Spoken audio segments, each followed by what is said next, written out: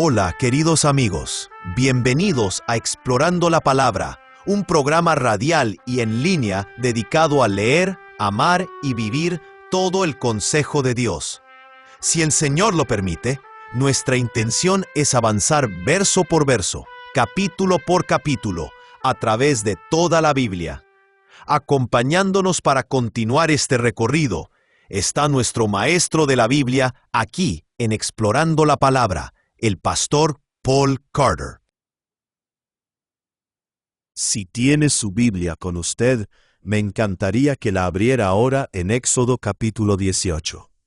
Muchos estudiosos creen que esta historia en realidad se nos presenta en este punto de la narración por razones distintas a una cronología estricta.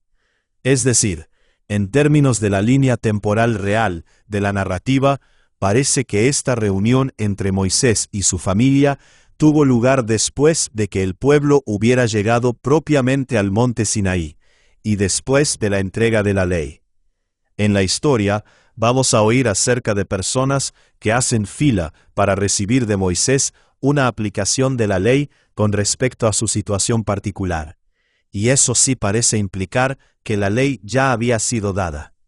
Ahora bien, en general, los estudiosos judíos se sienten mucho más cómodos con la idea de una discronología que los estudiosos occidentales, y que los lectores occidentales de la Biblia, dicho sea de paso.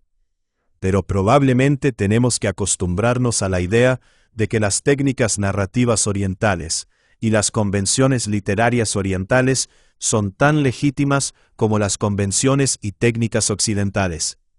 Así que diferente no necesariamente significa peor, y diferente definitivamente no debería equipararse con algo liberal o infiel.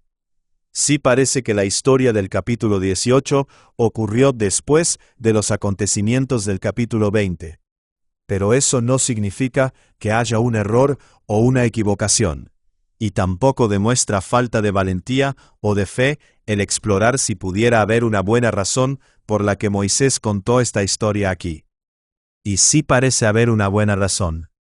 En el capítulo 17, Moisés narró cómo Yahweh dio a los israelitas la victoria sobre los amalecitas.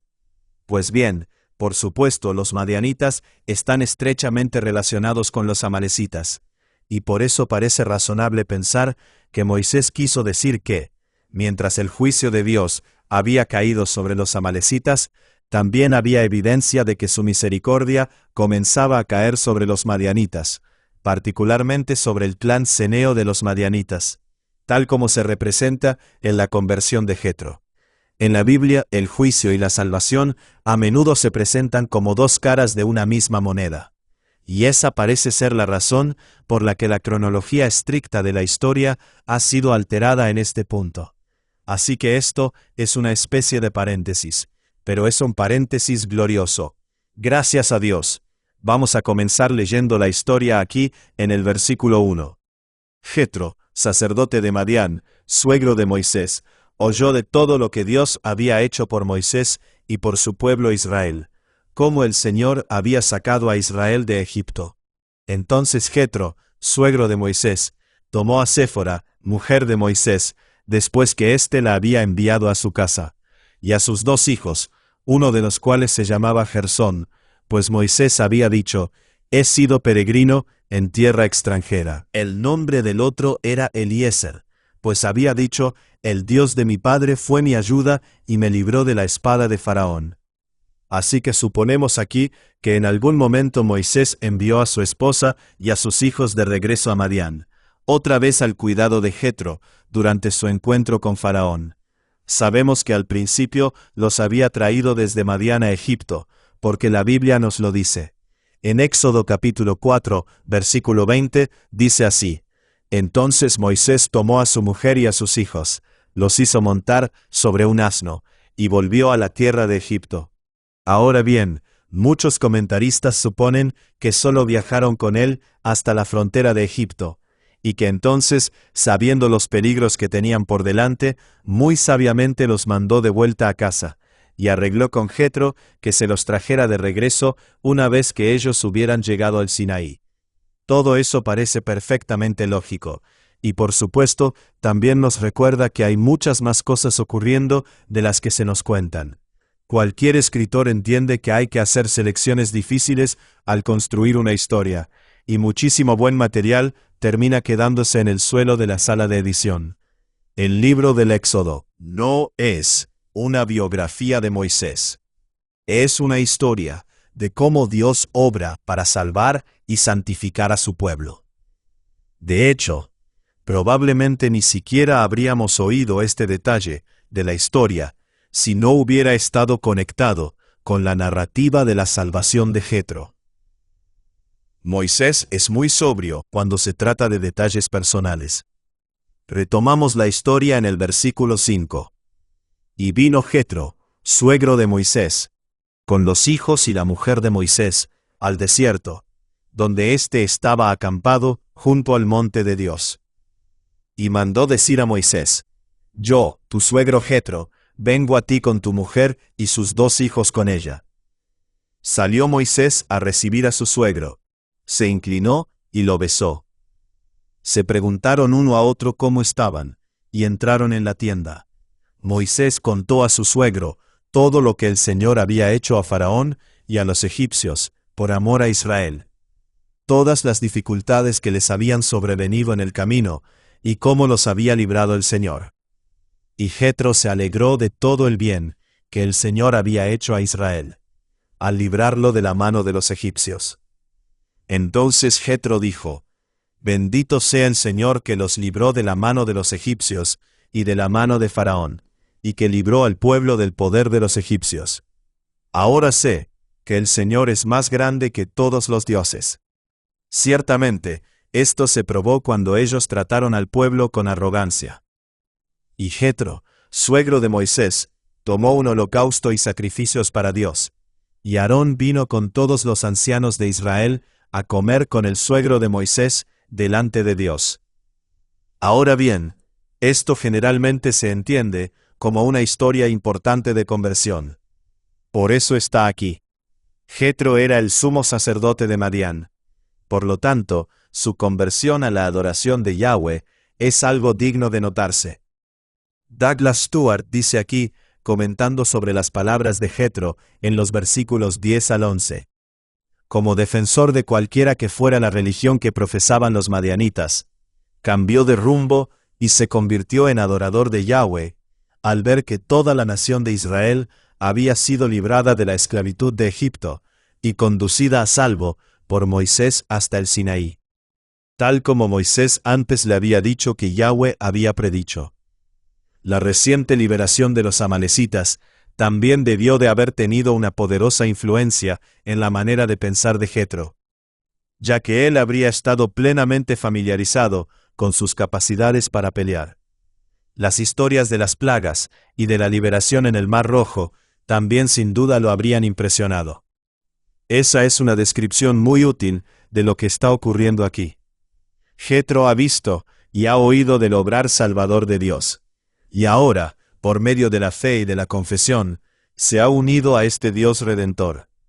Esa es una descripción bastante buena de cómo las personas son salvas, de cómo una persona se convierte, tanto en el Antiguo Testamento como en el Nuevo. Respondemos a una obra diferente de redención, pero el proceso es esencialmente el mismo. Jetro oyó, Jetro creyó, y Jetro fue salvo. Gracias a Dios. Retomamos la historia en el versículo 13. Al día siguiente Moisés se sentó a juzgar al pueblo. El pueblo estuvo delante de Moisés desde la mañana hasta el atardecer. Cuando el suegro de Moisés vio todo lo que él hacía por el pueblo, dijo: ¿Qué es esto que haces por el pueblo? ¿Por qué juzgas tú solo, y todo el pueblo está delante de ti desde la mañana hasta el atardecer? Y Moisés respondió a su suegro: Porque el pueblo viene a mí para consultar a Dios. Cuando tienen un pleito, vienen a mí, y yo juzgo entre uno y otro, dándoles a conocer los estatutos de Dios y sus leyes. El suegro de Moisés le dijo: No está bien lo que haces. Con seguridad desfallecerás tú, y también este pueblo que está contigo, porque el trabajo es demasiado pesado para ti. No puedes hacerlo tú solo. Ahora escúchame, yo te aconsejaré, y Dios estará contigo. Sé tú el representante del pueblo delante de Dios, y someta los asuntos a Dios. Entonces enséñales los estatutos y las leyes, y hazles saber el camino en que deben andar, y la obra que han de realizar. Además, escogerás de entre todo el pueblo hombres capaces, temerosos de Dios, hombres veraces que aborrezcan las ganancias deshonestas. Y los pondrás sobre el pueblo como jefes de 1000, de 100, de 50 y de 10.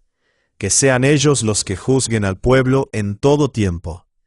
Que traigan a ti todo pleito grave, pero que ellos juzguen todo pleito sencillo.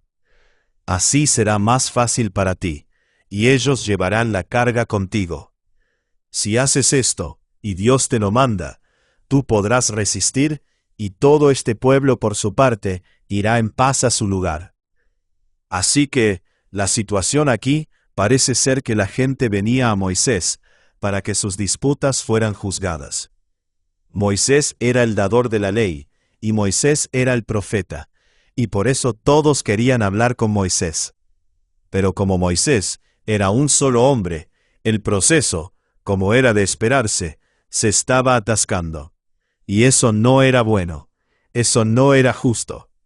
Como dijo famosamente William Gladstone, la justicia demorada es justicia negada. Así que esta no era una buena situación para el pueblo, y tampoco era una buena situación para Moisés. Él era un hombre de 80 años, y se iba a desgastar por completo. Como el mismo Jetro lo sabía muy bien, Jetro tenía mucha más experiencia que Moisés como líder de un grupo grande de personas. Así que le dio un consejo, y Moisés tuvo la humildad suficiente para aceptarlo. Y lo que resultó de eso fue realmente uno de los desarrollos más significativos de la historia humana. Literalmente. Nahum Sarna dice aquí, parece que Moisés pasa por encima de la estructura de poder ya existente. Los ancianos, que normalmente ejercen funciones judiciales en una sociedad patriarcal tribal, sorprendentemente no son mencionados. De hecho, las divisiones tribales son ignoradas por completo en los nombramientos para este nuevo sistema judicial. La reestructuración crea un sistema centralizado supratribal. No había nada exactamente como esto en el mundo antiguo, y esto llegó a ser la base de nuestra creencia moderna en un poder judicial independiente. Eso es lo que tenemos aquí. Moisés pasa por encima de las estructuras patriarcales tribales. Estos jueces no son los jefes de clan. Son independientes de la lealtad tribal, y por lo tanto, tienen más probabilidades de emitir decisiones justas e imparciales, basadas en la ley. Moisés seguirá escuchando los casos más difíciles. Él será el tribunal de última apelación, lo que en muchos países hoy se llama la Corte Suprema. Pero todos los casos menores serán escuchados por jueces independientes en los tribunales inferiores. Eso es realmente notable, y el hecho de que la idea viniera de un convertido madianita forma parte de su gloria. La Iglesia siempre ha sido enriquecida por la inclusión justa y plena de las naciones. Gracias a Dios. Retomamos la historia en el versículo 24. Moisés escuchó a su suegro, e hizo todo lo que él había dicho. Y escogió Moisés hombres capaces de entre todo Israel, y los puso por cabezas del pueblo, como jefes de 1000, de 100, de 50 y de 10. Ellos juzgaban al pueblo en todo tiempo. El pleito difícil lo traían a Moisés, pero todo pleito sencillo lo juzgaban ellos. Moisés despidió a su suegro, y éste se fue a su tierra. J. Alec Motyer ofrece un resumen maravilloso y conciso de este capítulo. Él dice, de aquí emergen dos principios. La salvación de Israel es la salvación del mundo, y las experiencias de los redimidos son un testimonio para el mundo. Eso es verdad, eso es glorioso, y eso es alentador. Gracias a Dios, y gracias por escuchar otro episodio de Explorando la Palabra. Gracias por acompañarnos en este episodio de Explorando la Palabra. Si este estudio ha sido de bendición para ti, considera compartirlo con otros para que más personas puedan profundizar en las Escrituras. Recuerda que el propósito de estudiar la Biblia no es solamente adquirir conocimiento, sino conocer más profundamente a Cristo y vivir de acuerdo con la verdad de su palabra. Nos vemos en el próximo episodio, mientras continuamos explorando la palabra de Dios juntos.